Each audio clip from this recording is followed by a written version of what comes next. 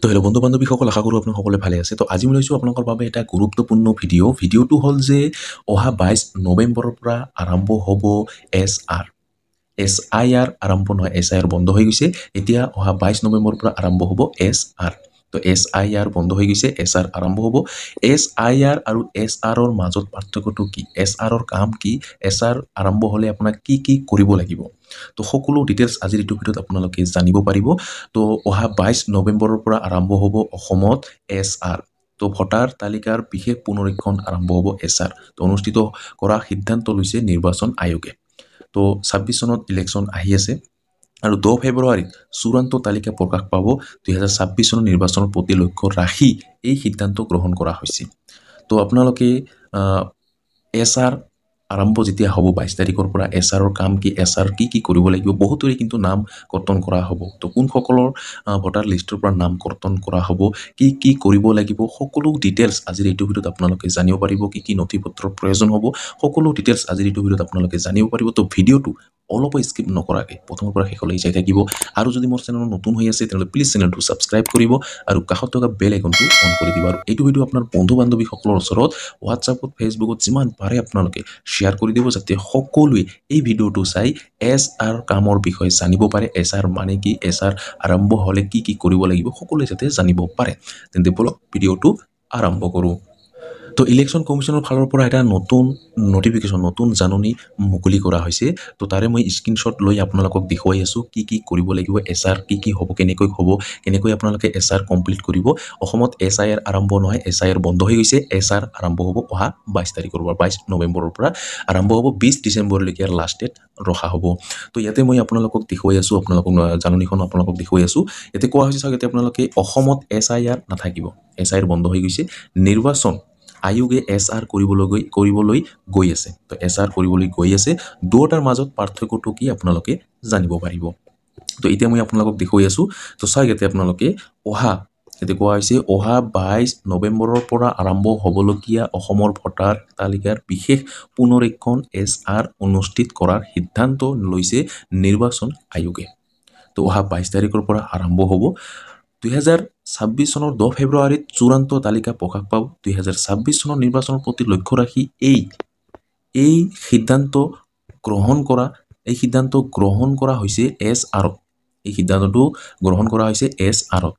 Voter গণনাৰ প্ৰমাণপত্ৰ পূৰণ কৰিব লাগিব, কিন্তু ঘৰে ঘৰে পৰীক্ষণৰ আওতাত থাকিব। তো আপোনাৰ ঘৰত বিয়লৈ যাব, বিয়লৈ গৈ আপোনাৰ সকলো আপোনাৰ নথি পত্ৰ বা আপোনাৰ কি হৈ আছে, আপোনালোকৰ যদি কিবা বহুতৰে আপোনাৰ ভোটৰ তালিকাত বা ভোটৰ কাৰ্ড আই কাৰ্ডত বা তালিকাত বহুতৰে নাম ভুল হৈ আছে, ফটো ভুল হৈ আছে, জন্ম তাৰিখটো ভুল হৈ আছে, এনেকুৱা বহুত মানুহৰ কিন্তু ভুল হৈ আছে। আৰু এনেকুৱা বহুত মানুহ আছে যিসকলে অসমত স্থায়ী বাসিন্দা কিন্তু ভোট দিয়ে সেই বেলেগত, এনেকুৱা বহুত আছে। আৰু ঘৰৰ পৰা বহুতৰে মৃত্যু হৈ গৈছে, সেই মৃত্যু হোৱা ব্যক্তিজনৰ এতিয়ালৈকে ভোটাৰ লিষ্টৰ পৰা নাম কৰ্তন কৰা নাই। তো সেইসকল কাম কৰিব। আপোনালোকক কোনো ভয় কৰিব নালাগে, আপোনাক কোনো টেনশ্যন কৰিবই নালাগে। SR আপোনাক একো নথি পত্ৰ নিবিচাৰে, আপোনাৰ ভোটাৰ লিষ্টৰ নাম আছেনে নাই, আপোনালোকে যোগ্য হয়নে নহয়, আপোনাৰ বাহিৰৰ হয়নে, আপোনালোকে অসমৰে হয়, সেইবোৰহে আপোনালোকৰ চাব। সকলো চোৱাৰ পিছত আপোনাৰ এপত আপলোড কৰি দিব বিয়লৈ।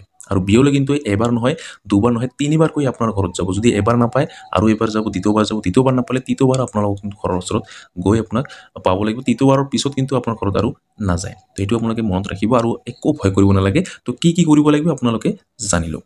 তো ইয়াতে চাওক, কোৱা হৈছে পত্ৰ পূৰণ কৰিব লাগিব, কিন্তু ঘৰে ঘৰে পৰীক্ষণৰ আয়তাত থাকিব।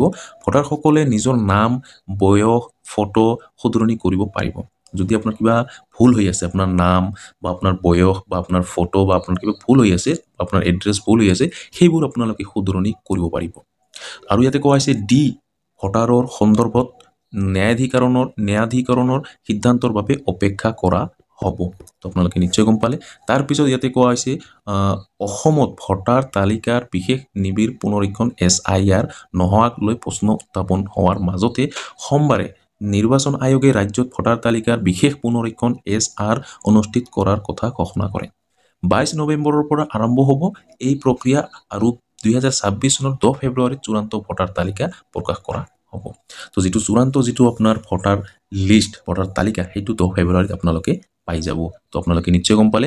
তো ইয়াৰ পিছত চাগেতে আপোনালোকে অহা বছৰৰ অহা বছৰৰ আৰম্ভণিতে অৰ্থাৎ 2026 চনত অসমত অনুষ্ঠিত হ'বলগীয়া নিৰ্বাচনৰ প্ৰতি লক্ষ্য ৰাখি আয়োগে এই সিদ্ধান্ত গ্ৰহণ কৰিছে।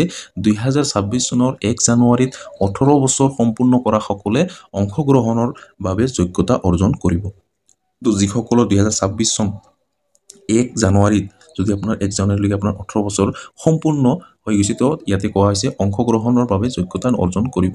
মুখ্য নিৰ্বাচন আয়োগে জ্ঞানেশ কুমাৰে শেহতীয়াকৈ স্পষ্ট কৰি দিছে 12খন ৰাজ্যত কিন্তু SIR আৰম্ভ হৈছে। 12খন ৰাজ্যত SIR চলোৱাৰ কথা ঘোষণা কৰি যে অসমত কেইবাটাও নাগৰিকত্বৰ সমস্যা বাকী আছে, গতিকে অসমত ভোটাৰ তালিকা পুনৰীক্ষণৰ বাবে সুকীয়া অধিসূচনা জাৰি কৰা হ'ব।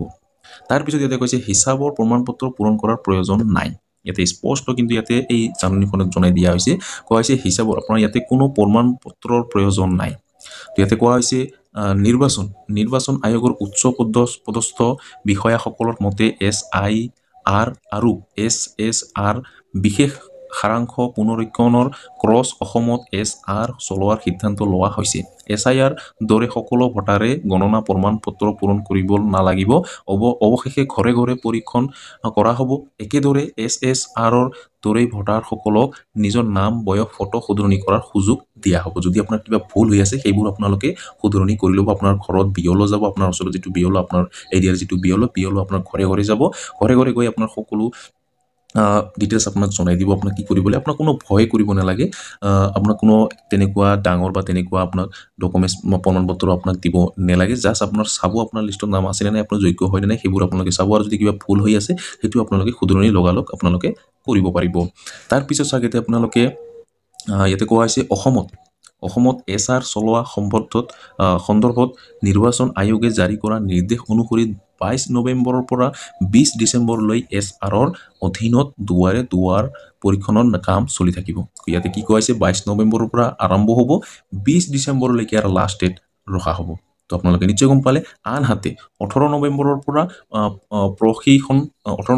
প্ৰশিক্ষণ আৰু নথি পত্ৰ ছপা আদিৰ কাম আৰম্ভ হ'ব আৰু 21 নৱেম্বৰলৈকে চলিব। ইফালে 21 ডিচেম্বৰৰ ভিতৰত খচৰা তালিকা প্ৰকাশ কৰা হ'ব।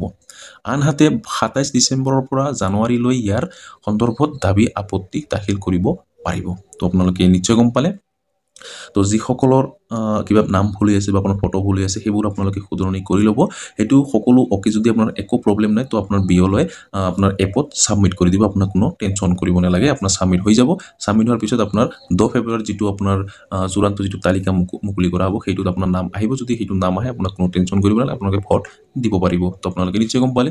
তো ইয়াৰ পিছত চাগেতে আপোনালোকে এই সময়ছোৱাত প্ৰতি শনিবাৰ আৰু দেওবাৰে দাবী আৰু আপত্তি দাখিল কৰিবলৈ এক বিশেষ অভিযান আৰম্ভ কৰা হ'ব। ইফালে কোনো ভোটাৰৰ বাবে গঠিত বিদেশী ন্যায়াধিকৰণে কোনো সিদ্ধান্ত নোলোৱালৈকে ভোটাৰ তালিকাত অন্তৰ্ভুক্ত ভোটাৰৰ সন্দৰ্ভত কোনো পদক্ষেপ গ্ৰহণ নকৰিবলৈ আয়োগে অনুৰোধ জনাইছে। মন কৰিবলগীয়া যে দীৰ্ঘদিন ধৰি অসমৰ ভোটাৰ তালিকাত বৃহৎ সংখ্যাক ভোটাৰৰ অৰ্থাৎ নাগৰিকত্ব সন্দেহজনক আৰু ভোটদানত অংশগ্ৰহণ কৰিব নোৱাৰা ভোটাৰ বহু সংখ্যা আছে। তো আপোনালোকে নিশ্চয় গম পালে। তো তাৰপিছত চাওক ইয়াতে কোৱা হৈছে, চাওক ইয়াতে আপোনালোকে স্পষ্ট ইয়াতে আপোনাক জনাই দিয়া হৈছে। মই আপোনাক ভালকৈ বুজাই কৈ আছোঁ। ইয়াতে চাব অসমত সমাগত বিধানসভা নিৰ্বাচন প্ৰস্তুতি ৰূপে আজিৰে পৰা আৰম্ভ হ'ল বিশেষ নিৰীক্ষণ স্পেচিয়েল ৰিভিজন SR প্ৰক্ৰিয়া। ৰাজ্যখনত শুদ্ধ ভোটাৰ তালিকা নিশ্চিত কৰিবলৈ নিৰ্বাচন আয়োগ সক্ৰিয়ভাৱে কাম আৰম্ভ কৰিছে। তো SRৰ ফুল ফৰ্ম হ'ব আপোনাৰ স্পেচিয়েল ৰিভিজন SRৰ ফুল ফৰ্ম। তাৰপিছত ইয়াতে কৈছে এইবাৰ SR প্ৰক্ৰিয়াৰ জৰিয়তে ভোটাৰ তালিকাৰ তথ্য শুদ্ধ, উন্নত আৰু সম্পূৰ্ণ কৰাৰ উদ্দেশ্য BLO সকলো ঘৰে ঘৰে যাব। ইয়াত BLOৰ দায়িত্ব হ'ব ক্ৰমে ঘৰত ভোটাৰৰ পৰীক্ষা। কোনো ব্যক্তি উপস্থিত নোহোৱাকৈ নাম থকা দেখা পালে বা মানুহজনৰ মৃত্যু হ'লে ফৰ্ম 7 যোগ কৰি নাম কৰ্তন কৰিব। যদি কোনো ব্যক্তি অসমত থাকেও অন্য ৰাজ্যৰ ভোটাৰ তালিকাত নাম আছে তেন্তে ফৰ্ম 8 যোগ কৰি অসমলৈ স্থানান্তৰ কৰা হ'ব। তো এনেকুৱা বহুত মানুহ আছে অসমত বসবাস কৰে, অসমত থাকে, অসমৰ স্থায়ী বাসিন্দা হয়, কিন্তু সি ভোট বেলেগত দিয়ে।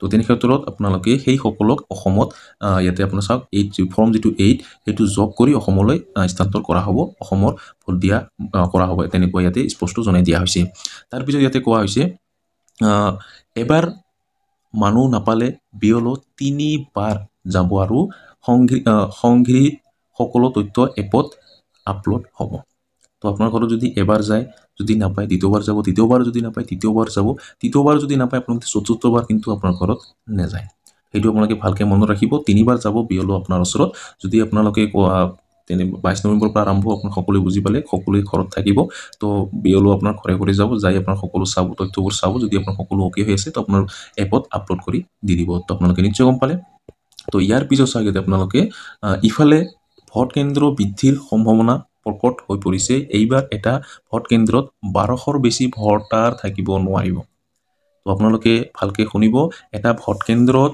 1200 মানুহৰ বেছি থাকিব নোৱাৰিব এই নীতি বাস্তৱায়নৰ বাবে অসমত সম্ভাৱ্যভাৱে ইয়াতে 1826টা নতুন ভোট কেন্দ্ৰ বাঢ়িব পাৰে সেই বিষয়ে জিলা পৰ্যায়ত আলোচনা চলি আছে এইটো সিদ্ধান্ত লোৱা হোৱা নাই এইটো আলোচনা চলি আছে ইয়াৰ পিছত ইফালে বিয়লো 3বাৰ গৈ মানুহ নাপালে ফেব্ৰুৱাৰী মাহলৈও ভোটাৰ তালিকাৰ নাম উঠাব পাৰিব কি কোৱা হৈছে ইয়াতে যদি বিয়লো 3বাৰ গৈ মানুহ নাপালে ফেব্ৰুৱাৰী মাহলৈও ভোটাৰ তালিকাৰ নাম উঠাব পাৰিব কিন্তু নিৰ্বাচন দিন ঘোষণা হোৱাৰ পূৰ্বে এছআৰ নাম উঠালে সুবিধা হয় খচৰা ভোটাৰ তালিকা প্ৰকাশৰ 15 দিন ইয়াতে 15 দিনৰ ভিতৰত কোনো অভিযোগ দাখিল কৰিব পাৰিব সেইবোৰ জিলা আয়ুক্তই নিষ্পত্তি কৰিব অসন্তুষ্ট হলে সিইও চিফ ইলেক্ট্ৰল অফিচাৰৰ ওচৰত পুনৰ অভিযোগ দাখিল কৰিব পাৰিব তো আপোনালোকে নিশ্চয় গম পালে তাৰ পিছত ইয়াতে কোৱা হৈছে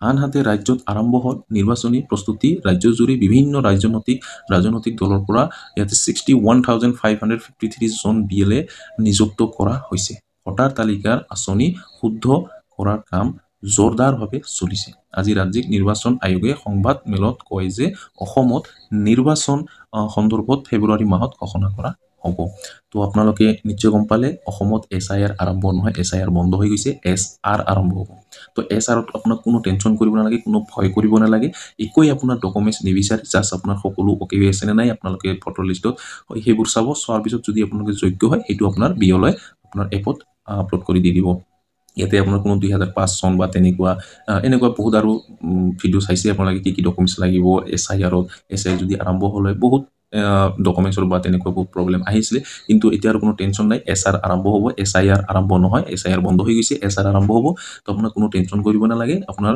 জাস্ট আপোনাৰ লিষ্টৰ নাম আছে নে সেইবোৰ চাব বিয়লয় আপোনাৰ নিজৰ বিয়লয় আপোনালোকে চাব সকলো যদি ওকে হৈ আছে তো আপোনাৰ এপত আপলোড কৰি দি দিব তো আপোনালোকে নিশ্চয় গম পালে এইটো 22 তাৰিখৰ পৰা 22 নৱেম্বৰৰ পৰা আৰম্ভ হ'ব 20 ডিচেম্বৰলৈকে ইয়াৰ লাষ্ট ডেট ৰখা হ'ব 20 ডিচেম্বৰলৈকে ইয়াতে SR কাম আৰম্ভ হৈ থাকিব তো আপোনালোকে নিশ্চয় গম পালে তো আজিৰ ভিডিঅ'ত ইমানেই আশা কৰিছো ভিডিঅ'টো ভাল লাগিছে যদি ভিডিঅ'টো ভাল লাগি থাকে তেনে লাইক কৰিব আৰু যদি মোৰ চেনেলত নতুন হৈ আছে তেনে প্লিজ চেনেলটো সাবস্ক্ৰাইব কৰিব আৰু কাষত থকা বেল আইকনটো অন কৰি দিব আৰু এইটো ভিডিঅ' আপোনাৰ বন্ধু বান্ধৱী সকলৰ ওচৰত হোৱাটছএপত ফেচবুকত যিমান পাৰে আপোনালোকে শ্বেয়াৰ কৰি দিব যাতে সকলোৱে এই ভিডিঅ'টো চাই অসমত অহা 22 নৱেম্বৰৰ পৰা যিটো SR আৰম্ভ হ'ব সকলোৱে যাতে জানিব পাৰে ধন্যবাদ